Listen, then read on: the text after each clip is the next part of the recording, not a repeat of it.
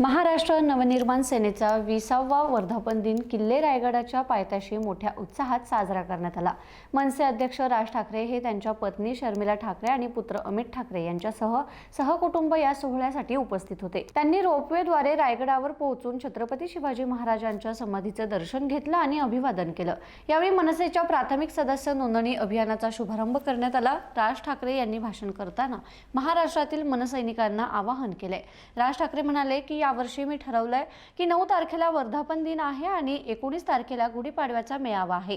त्यामुळे 2 वेळेस बोलण्यापेक्षा जे काही बोलायचं आहे ते 19 तारखेला एकदाच बोलून टाकू। त्यामुळे आम्ही ठरवलं की पक्ष सदस्य नोंदणी बऱ्याच दिवसांपासून करायची होती। त्यामुळे मनसेच्या वर्धापन दिनाच्या निमित्ताने पक्ष सदस्य नोंदणी सुरू करण्याचा निर्णय घेण्यात आलाय। आज महाराष्ट्रातल्या सर्व सैनिकांना माझं आवाहन आहे की अनेक लोकांना आपल्या पक्षाचे सदस्य व्हायचं आहे, नुसतं सदस्य नाही तर त्यांना सक्रिय सदस्य व्हायचंय। त्यामुळे ज्या वर्दळीच्या जागा आहेत त्या सर्व ठिकाणी आपल्या महाराष्ट्र नवनिर्माण सेनेच्या सदस्य नोंदणीचे स्टॉल्स लागले पाहिजेत।